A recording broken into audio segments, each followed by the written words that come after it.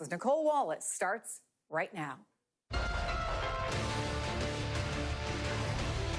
Hi, everyone. It's 4 o'clock in New York. Turns out the whistleblower had plenty of company in his concern about Donald Trump asking the leader of Ukraine to dig up dirt on the Bidens from none other than conservative fixture and former national security advisor for Donald Trump, John Bolton. According to the testimony from one of Bolton's deputies, Fiona Hill, a Russia hawk who worked for Donald Trump until this summer, Bolton claimed, quote, "I'm not part of whatever drug deal Sondland and Mulvaney are cooking up." Mulvaney refers to Mick Mulvaney, Donald Trump's acting chief of staff, and Sondland, of course, Donald Trump's ambassador to the EU, who's in the middle of Trump's pressure campaign against the Ukrainian leader.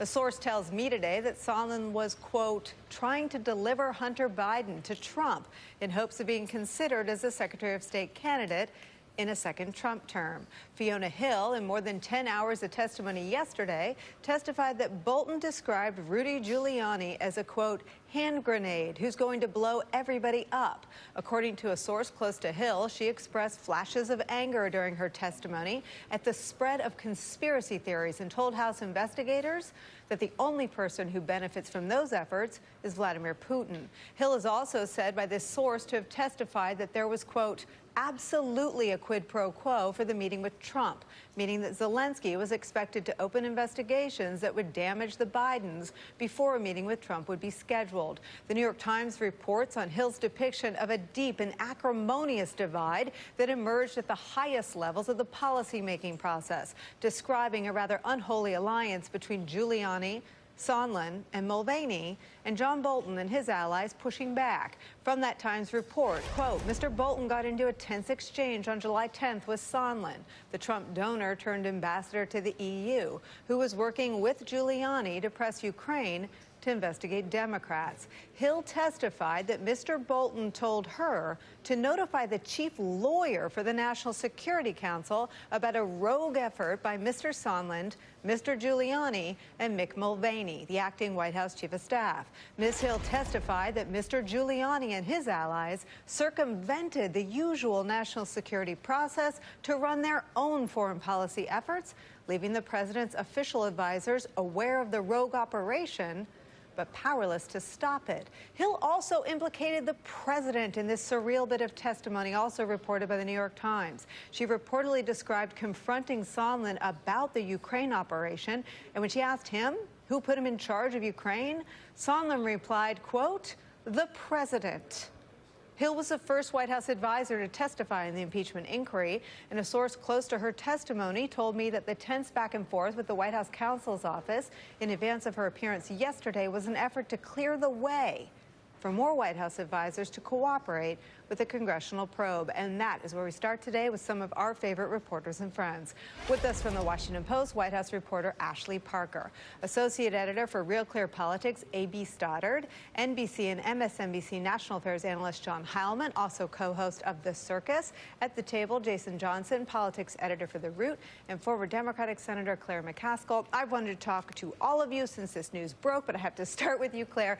Matt Miller, a friend of the show, had some sort of sharp words about, I think the spirit of it was when John Bolton emerges as the White Knight. It says a lot about the villains in the story. Yeah, I look back with nostalgia at a time when we thought of John Bolton as kind of a bad guy.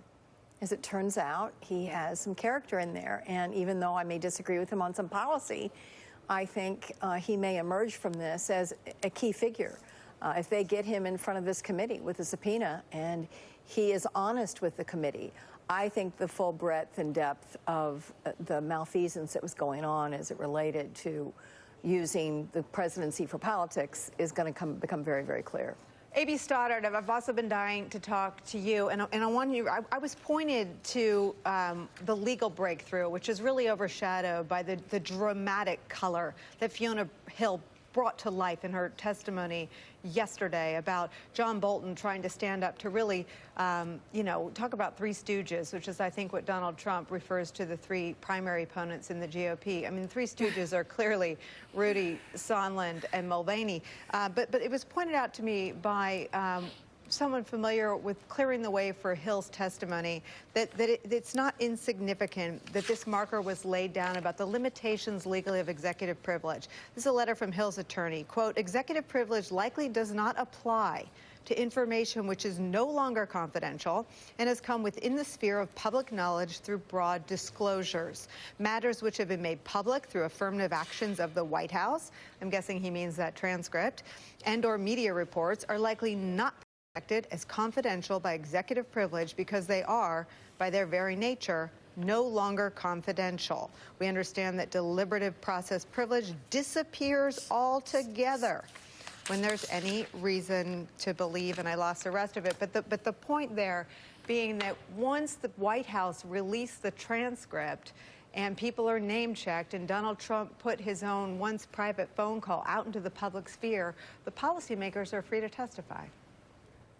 Absolutely. And although Donald Trump continues to tell everyone in his Twitter feed that the whistleblower has misrepresented his conversation, we all learned about the conversation by reading the transcript his White House released. And that has led to an impeachment investigation because he solicited the help of a foreign country in interfering in next year's election and asking them to investigate his political rival.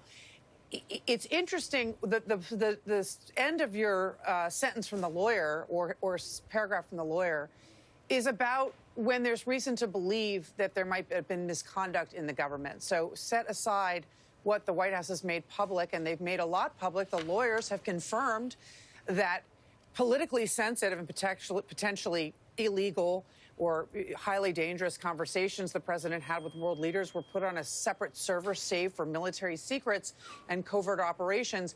The lawyer for Fiona Hill was making the case that executive privilege is that the White House tried to impose upon her testimony is not a shield for corrupt activities. And the lawyer made clear that when there is a belief, a suspicion that there is government misconduct, that the executive privilege no longer applies. And that was what she was coming to tell the committee, and she did so under subpoena. John Heilman, Rudy Giuliani is a hand grenade. So testified Fiona Hill yesterday. Seems like a moment. Yes, I mean, look, I think, Nicole, you talked about some of the legal implications of what we learned yesterday that kind of have gotten obscured by this extraordinary back and forth between Rudy Giuliani and John Bolton, the notions of like a lot of high explosives being thrown around here, hand grenades, atomic bombs, all kinds of stuff, and the drama and melodrama of all of that. I'm not sure I'd like to be compared to either one of those things, maybe more of a neutron bomb, the kind of thing, blows things up and leaves the buildings intact. But, what I noticed, what I thought was important yesterday, the most important things as we go forward were two things, one of which related to the appearance of Mick Mulvaney in the picture. We had previously talked about the three previous stooges who had the high stooges at the high table, Rudy Giuliani, Bill Barr, and Mike Pompeo. We now have Mick Mulvaney drawn into this. So currently, people who should be subpoenaed, and I would guess almost certainly will be subpoenaed, are the Secretary of State, John Bolton, the top national security advisor at the time, the White House Chief of Staff, arguably the second most powerful person in the United States of America, and then, of course, Donald Trump's sort of criminal lawyer, Rudy Giuliani, who's sort of a criminal lawyer without the lawyer part. All of them, I think, now being kind of pushed in the middle of this. And then secondly, the notion that amid all of the name calling and the concern that John Bolton expressed, according to Hill, the notion that he expressed that concern in the form of saying, we must go now and speak to a lawyer. We have to go now to the head lawyer at the National Security Council. We need someone in the White House counsel's office involved in this, which suggests that Bolton was not merely alarmed, upset, outraged by what he saw unfolding in front of him, but that he had at least suggests that he might have been thinking, or was thinking, that the President of the United States and his lawyer, Rudy Giuliani, were possibly engaged in a criminal conspiracy. And I think that is enormously significant, in no small part because it means there's a record. Right. And the record of that outreach to the council will exist and can also be subpoenaed. And so if you think about the various days in this scandal that have happened over the course of the last 3.5 weeks, I think in terms of where this investigation is going now, directionally, and how wide the net now is, how significant the people caught in that net are, and what the picture we're now getting of how bad this is for Donald Trump. Yesterday was a big, big deal. I won't say the word that Joe Biden would say, but you know what I'm saying. I know what you're saying. Ashley Parker, let me ask you to pick up on I think what John Heilman laid out in terms of just hitting pause on what we now understand to be the size and scope of the alarm. John Bolton, Donald Trump's national security advisor, sent his deputy, Fiona Hill, not just to the counsel's office, not just to the chief of staff's office, which is when you go when you think you might be in trouble, but to the person in the counsel's office in charge of national security. That's like really big, holy bleep kind of trouble. That's a big, I worked in the White House for 6 years, never went to that guy.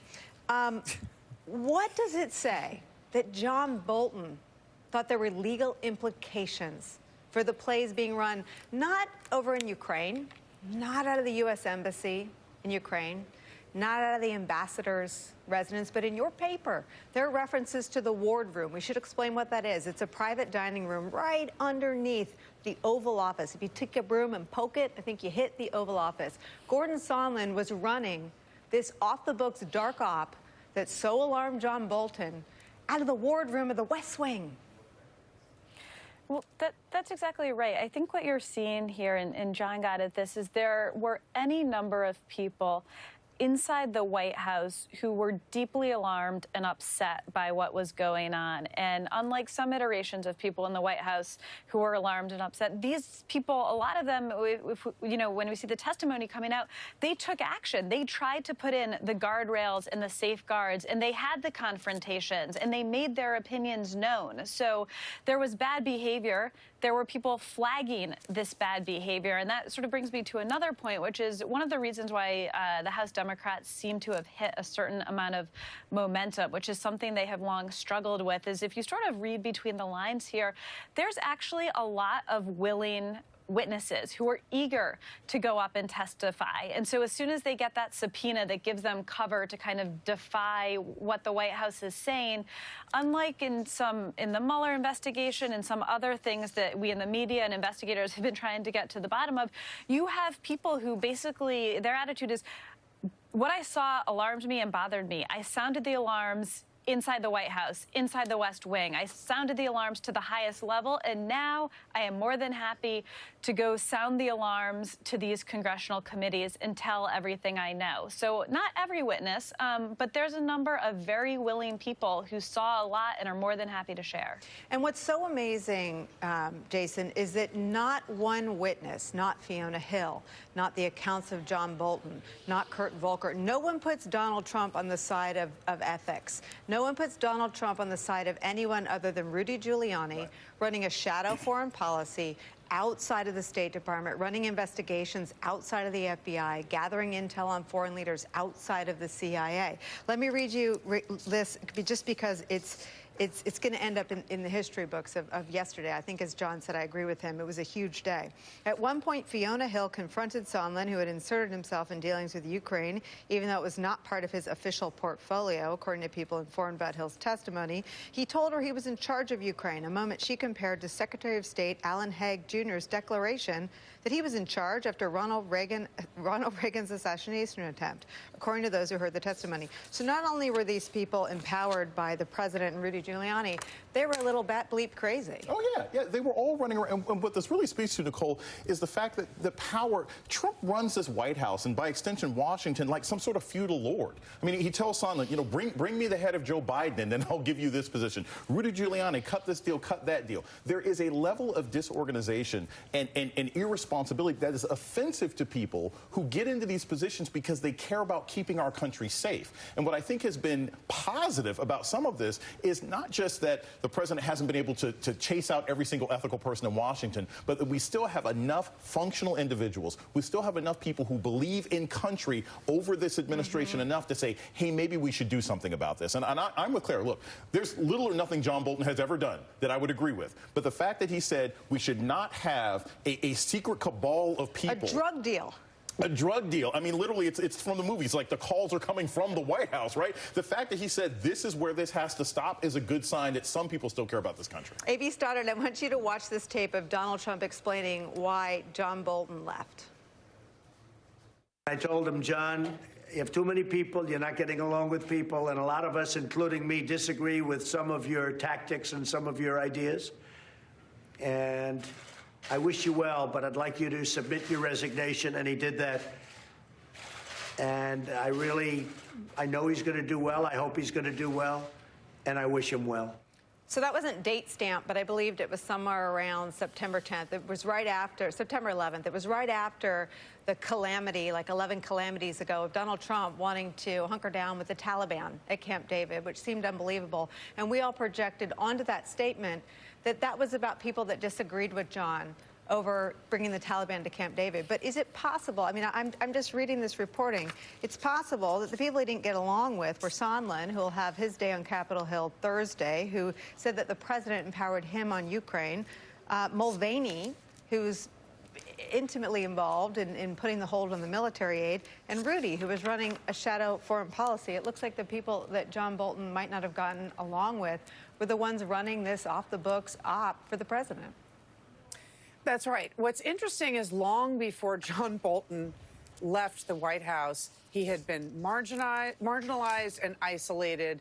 And when the president took his theatrical step into the demilitarized zone with Kim Jong-un, the national security advisor, John Bolton, had been marooned in Mongolia and was not a part of anything of consequence, because the president knew how he felt about the president's whims or changing policies on North Korea, Iran, a whole bunch of hotbeds. It really was clear that Mick Mulvaney, the acting chief of staff, and he was pretty proud of it, was running had created his own national security council within the White House.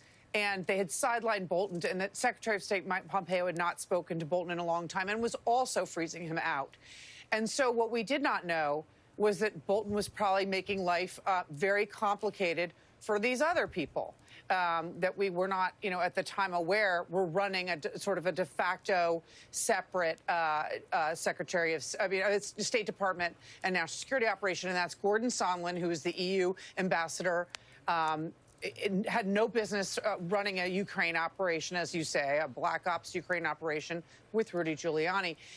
And so Bolton knows way too much.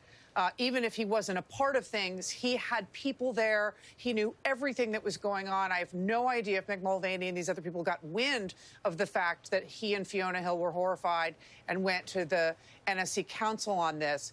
But certainly they had policy disagreements. Bolton was being shut out. And it might have been, obviously, risen to the top with Trump that he was not facilitating the capers that Sondland and Rudy Giuliani were on at the behest of the president. So, Claire, the White House counsel's person designated for national security was really busy with this Ukraine call because the CIA general counsel came over and talked to that person, too. Yeah, and by the way, a couple of these lawyers made referrals to DOJ. Right. Criminal division. What happened to those? They went away.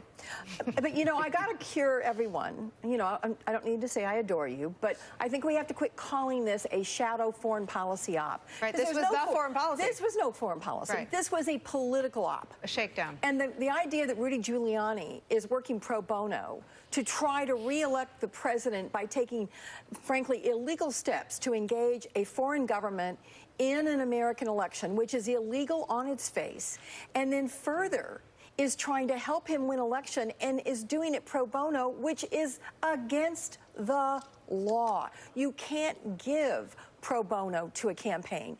And this Sondland guy, what is the deal with him? You know what he was? He was a hotel developer. Right. This isn't a foreign policy guy. This is a guy who Trump probably liked because they talked about hotels and he wanted to be rich and he wanted to be in the circle. What is he doing saying he's in charge? I mean, who is letting these people run wild? Well, we know who it is. It's the guy who's in charge who thinks it's okay okay to have Rudy Giuliani and some hotel developer out there trying to engage a foreign government in trying to impact his political opponent in next year's election. All right, no one's going anywhere. This is too good. After the break, Rudy Giuliani